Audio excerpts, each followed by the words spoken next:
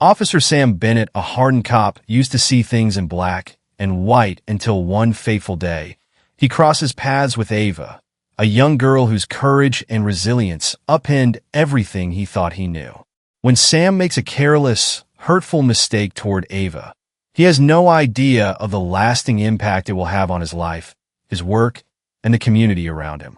As he tries to make amends, he's drawn into a world of strength and suffering he never fully understood, and his journey to fix what he broke reveals hidden prejudices he's forced to confront.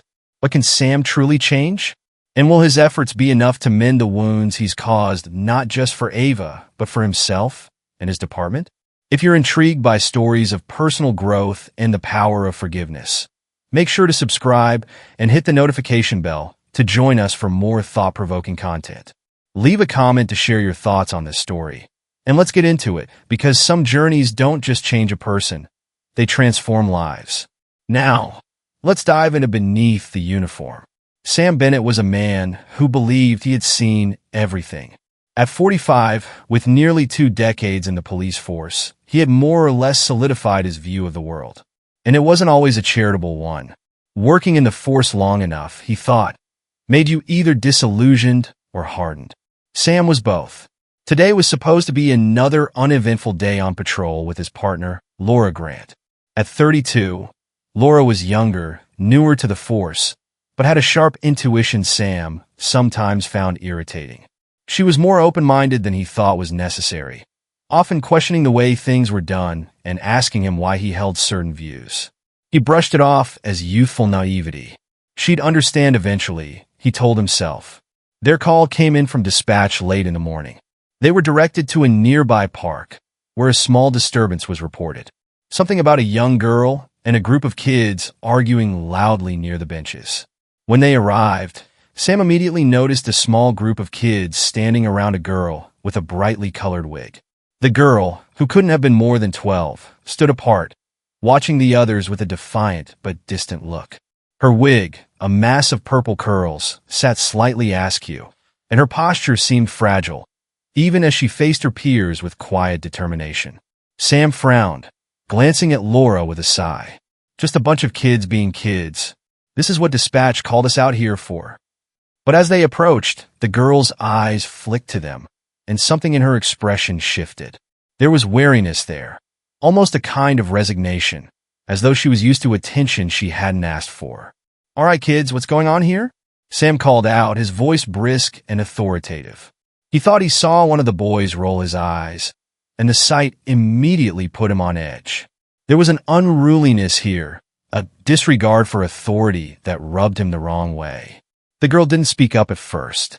Instead, she kept her eyes on the group of kids who had gone quiet. Finally, one of them snickered. "We're just hanging out, officer," one of the boys said, smirking. "Really?" Sam asked, his tone skeptical. His eyes drifted to the girl, taking in her gaunt cheeks, the pale tone of her skin, and the purple wig. "What's with the wig, kid? Trying to make a fashion statement or something?" The girl's gaze shifted to the ground, and her face tightened, but she said nothing. Laura shot him a warning glance, but Sam ignored it. He'd seen kids like her before, he told himself. They put on these shows to stand out, to get attention, and then acted surprised when they got it. In a strange impulse, perhaps to make his point, he reached out and gently lifted the wig from her head, exposing her smooth, bald scalp. For a moment, there was dead silence. The kids, who had been laughing and mocking moments ago, now seemed shocked, their faces paling. The girl didn't flinch or cry. She stood perfectly still, lifting her chin slightly. There was something striking about her calm, something that made Sam's stomach twist. It was a look that reminded him of his own daughter at that age, the way she would straighten her shoulders when life had let her down. The girl took a small, controlled breath, her eyes meeting his. "I'm not wearing this for attention, sir," she said softly. "I'm wearing it because I'm sick." The words landed with a force Sam hadn't expected. It was as if they broke through something dense and unyielding in his mind. He glanced at Laura, whose face had gone blank with shock. In that moment, Sam realized that he might have made a mistake. The silence stretched on as Sam handed the wig back, feeling suddenly awkward, almost remorseful. but his pride wouldn't let him apologize. "Just try not to make a scene," he muttered, avoiding her gaze. The girl, however, didn't take the wig. Instead, she looked directly at him, her eyes fierce and unwavering. "Why should I have to apologize for being sick?"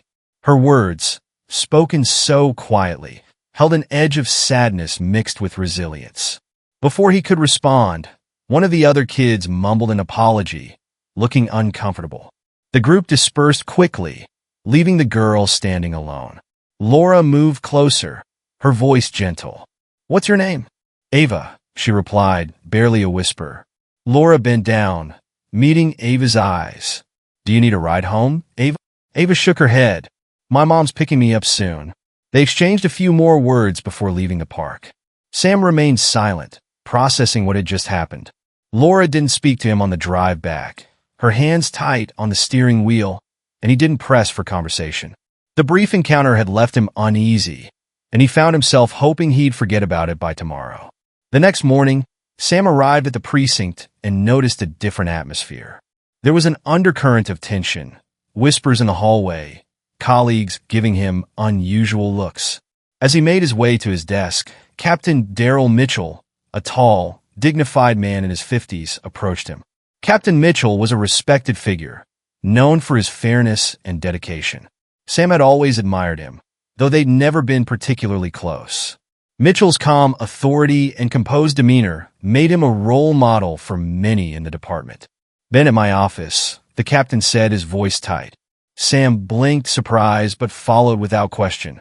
Inside, Captain Mitchell closed the door and motioned for Sam to sit down. "Do you know why you're here, Officer Bennett?" Mitchell asked, his voice deceptively calm. Sam could tell something was off. There was a tension in the captain's usually calm demeanor. I'm not sure, sir," Sam replied, his heart beginning to pound. Captain Mitchell took a deep breath. "Yesterday, you encountered a young girl in the park. Do you recall the details?" Sam swallowed. "Yes, sir. There was a bit of a misunderstanding with a group of kids. I didn't realize she was my daughter." Captain Mitchell's words cut through the room like a blade. For a moment, Sam couldn't process it. The girl with the bright purple wig, the girl he had taunted, was Captain Mitchell's daughter. Sam's voice faltered. The realization settled over him, heavy and inescapable. The captain didn't yell or express his anger outwardly. He didn't have to. The disappointment in his eyes was enough.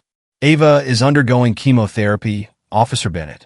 She wears that wig because she's lost her hair, not because she's looking for attention." "I'm sorry, sir. I didn't know." "That's not the point, Bennett." Mitchell's voice was sharper now, his calm cracking. "You should have known better. You had no business making her feel worse than she already does." Sam opened his mouth to respond, but found no words. The weight of what he'd done, the harm he had caused, pressed down on him with a force he hadn't expected. "I'll be recommending you for sensitivity training," Mitchell said, his voice hard. "And I suggest you take some time to think about your actions, to reflect on why you felt it was acceptable to mock a child who's already facing more than most adults could handle." The days after his meeting with Captain Mitchell were difficult for Sam. There was an odd silence in the precinct whenever he walked in, like everyone knew what he'd done. Some of his colleagues avoided eye contact, while others watched him with thinly veiled disapproval. Laura barely spoke to him, her usually friendly demeanor replaced with a cold distance that made him feel even worse. The silence gave Sam space to reflect, though he was reluctant to admit he needed it. On his days off, he would sit alone in his small apartment, the sounds of the city outside muffled by the heavy quiet around him. He replayed the scene at the park over and over again, in his mind the look on Ava's face when he had taken her wig, the quiet strength she had shown in her response. He could almost feel her words echoing in his mind. "I'm not wearing this for attention, sir. I'm wearing it because I'm sick." One night, he called his teenage daughter, Emma, who lived with his ex-wife in a neighboring state. They had grown distant over the years, partly due to his long hours on the force, and partly because he hadn't always been the most attentive father. As they spoke, he found himself wondering what he would do if someone treated Emma the way he had treated Ava. The thought left him feeling hollow, and he ended the call quickly, barely able to focus on her stories about school and friends. Sitting alone after hanging up, he stared at the empty room around him, feeling the weight of guilt he couldn't shake. It was the first time in years that he allowed himself to truly feel ashamed. The following Monday, Captain Mitchell approached Sam at his desk. "Bennett," he said, his voice clipped, "we need to discuss next steps." Sam nodded, following him into his office, where he found Laura waiting with an unreadable expression.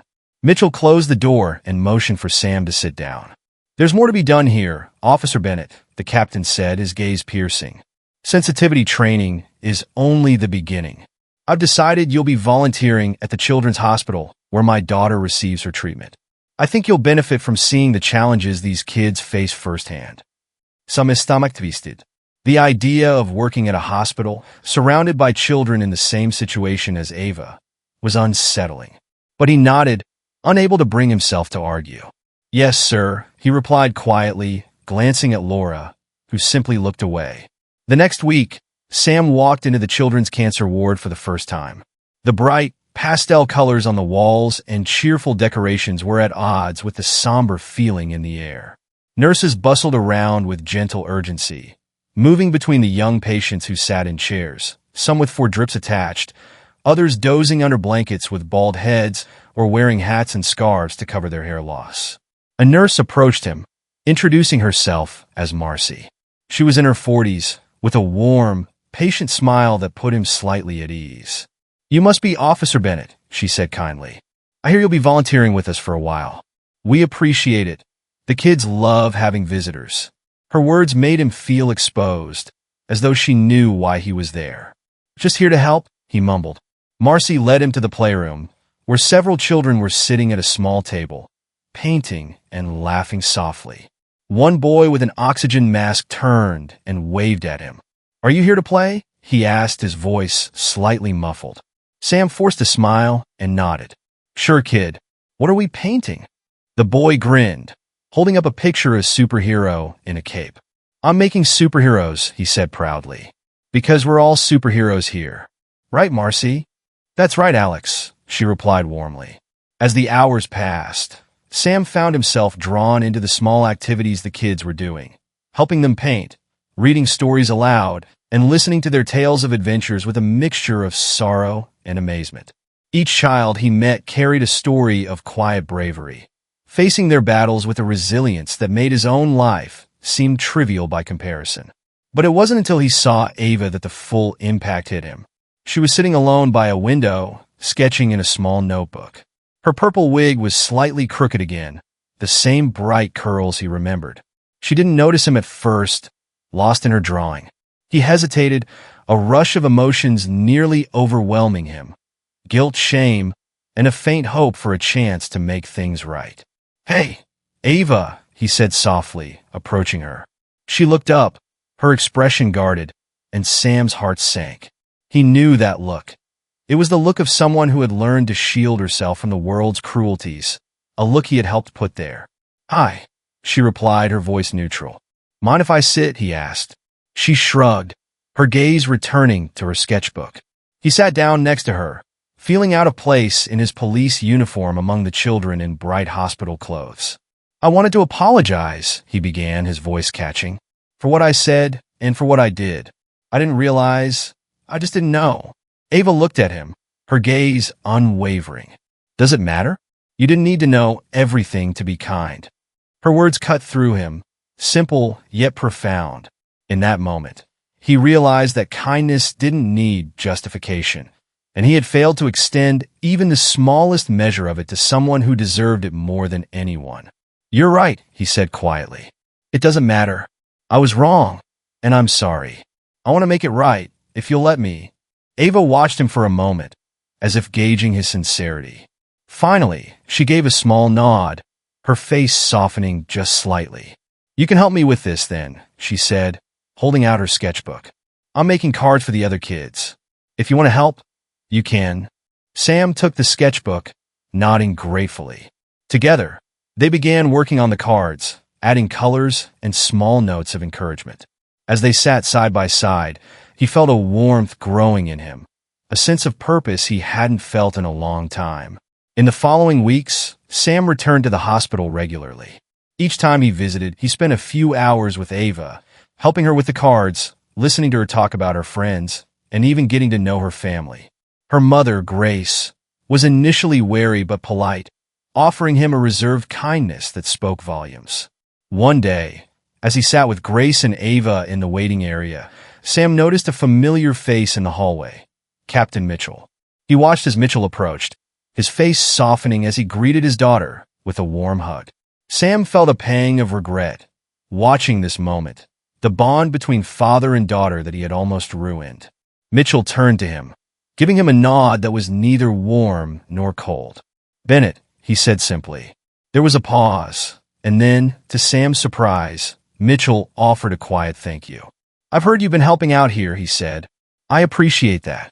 Sam felt a weight lift slightly. "Just trying to do my part, sir." Mitchell's expression softened. "Keep it up," he said, and with a nod, he returned to his daughter, sitting with her as they chatted about school and friends. As Sam watched them, he felt an unexpected surge of hope. He hadn't expected forgiveness, hadn't even dared to ask for it. Yet here he was, slowly earning a place among people who had every right to reject him. The children's hospital soon became a regular part of Sam's routine. Each visit brought something new: a smile from one of the young patients, a quick conversation with Marcy, or a silent but reassuring nod from Captain Mitchell, who was often there for Ava's treatments.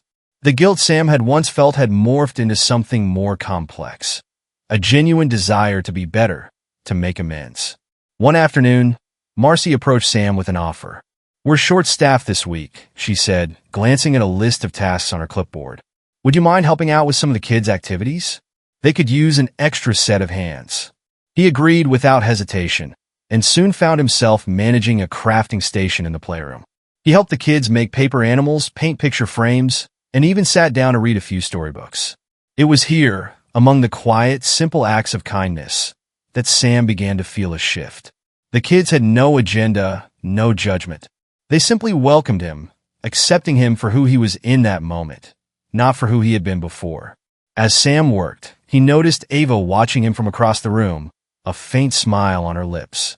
There was something comforting in her presence, as if her forgiveness had somehow unlocked a part of him he'd forgotten existed.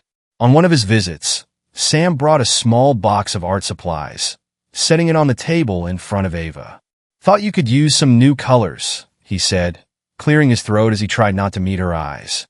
Ava looked at the box, her expression softening. "Thanks," she said quietly, opening it and examining the colored pencils and markers. "Mind if I join you?" he asked. She nodded, and for the next hour, they sketched in companionable silence. She drew portraits of the nurses, patients, and staff she saw every day, capturing small details with an artist's precision. Sam, meanwhile, struggled with his own attempt at a drawing, his lines uneven and unsure. "You're not half bad," Ava said, glancing at his work with a hint of amusement. He chuckled. "Well, it's been a while since I drew anything." Ava nodded, pausing thoughtfully. "My dad used to draw with me back before I got sick. He's really good at it, but he doesn't have much time anymore." The mention of her father hit Sam unexpectedly. He cleared his throat. "Your dad's a good man, Ava. You know that, right?" "Yeah," she replied, her voice soft. "He always puts other people first. That's why I didn't want to tell him about what happened at the park. I knew he'd be upset." Sam's heart twisted. "I'm sorry for what I did. I want you to know that. I didn't mean to make you feel that way." She gave him a small nod, her forgiveness unspoken but present. In that moment, Sam realized that Ava had already moved beyond his mistake. Her quiet resilience was something he deeply respected, and he felt the weight of his own shortcomings in a way that was new and unfamiliar. As weeks turned into months, Sam continued his work at the hospital, and his interactions with Ava's family became more frequent. Grace Mitchell, Ava's mother, was usually present during her daughter's treatments, watching over her with a calm strength that Sam couldn't help but admire. Grace was polite but reserved with him, her caution understandable given the pain he'd caused. One afternoon, as Ava was busy with a hospital activity, Grace approached him. "Thank you for being here," she said, her voice measured. "Ava told me about the work you've been doing." He looked at her, surprised and grateful. "It's the least I can do," he replied. "I owe her and your family more than I can ever make up for." Grace studied him for a moment before speaking. "You've changed," she said, almost to herself. "I can see that. But I hope you understand that change doesn't end here, Officer Bennett. There are other kids, other families who deal with this every day. It's not just about Ava." Her words struck a nerve, and Sam felt a surge of determination. "I'm doing my best to make things right," he replied. Grace gave him a small nod, her eyes softening. "Just remember, words and actions go hand in hand. Ava sees potential in people, that's her gift. Don't let her down." He nodded, absorbing her words with a sense of purpose he hadn't felt in a long time. For the first time, he was starting to understand that redemption wasn't about erasing mistakes, but about building something better in their place. Sam's newfound perspective wasn't limited to the hospital. The quiet hours spent with Ava and the other kids had sparked a self-reflection he couldn't ignore. He began to question his own beliefs, the things he had taken for granted for so many years.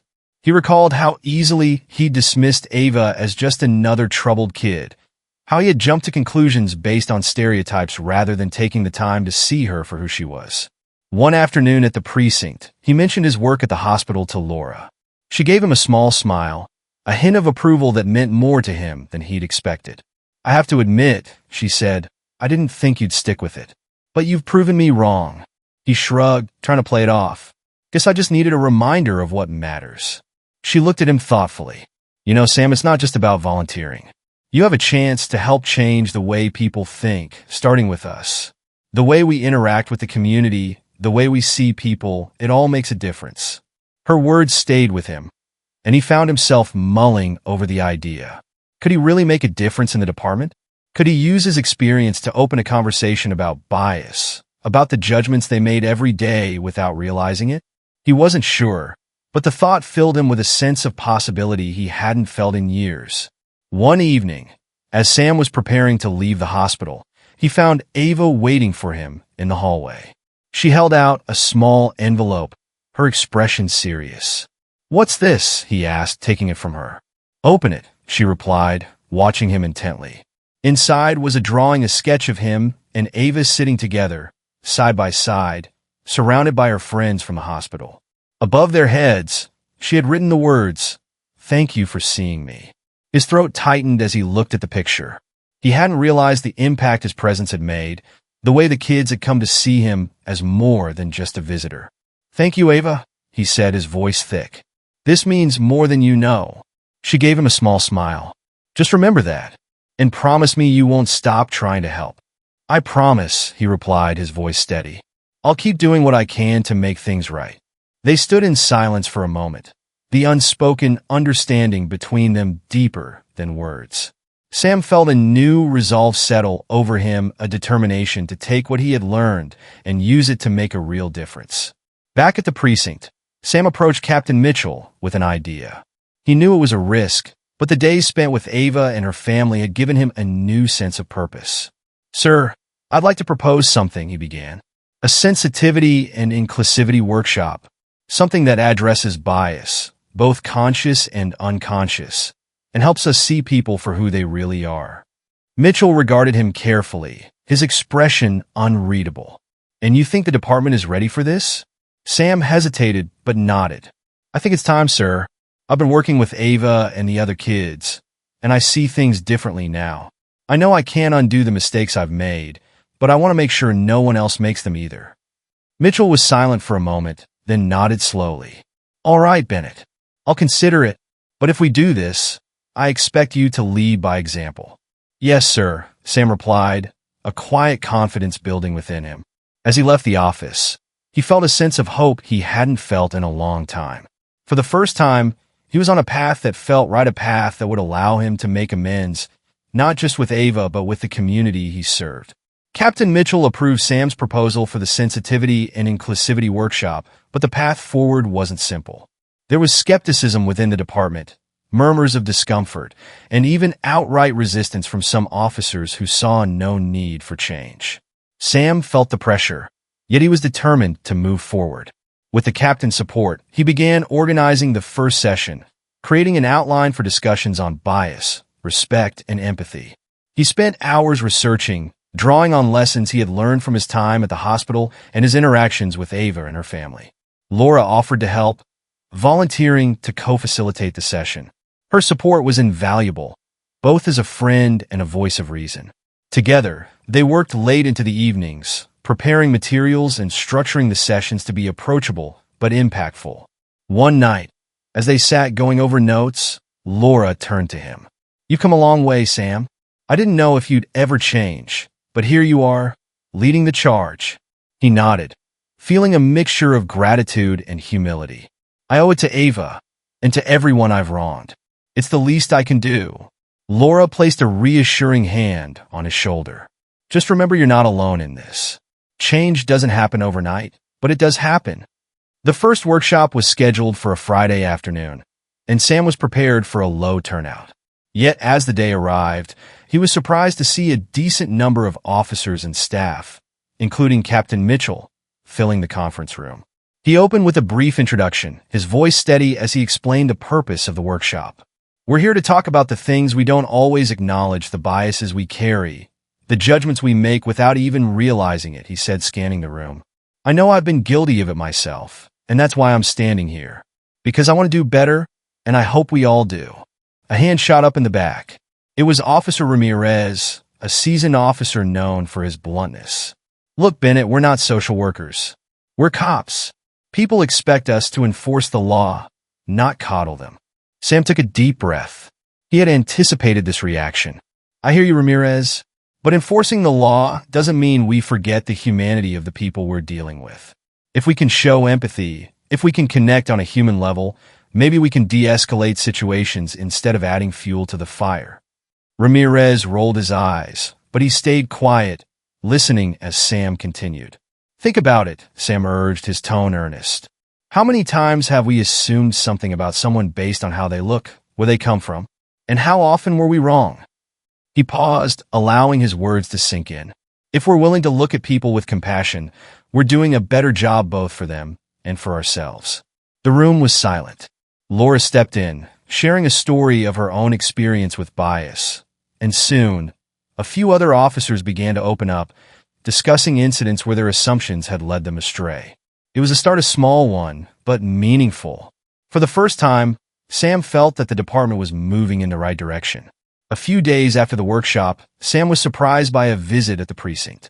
Ava, accompanied by her mother, walked in with a small smile, carrying a stack of thank-you cards she'd made for the officers who had volunteered at the hospital. "I wanted to thank you for what you're doing," Ava said, handing Sam a card with his name on it. "Dad told me about the workshop." Sam looked down at the card, touched by her gesture. "Thank you, Ava. It means a lot coming from you."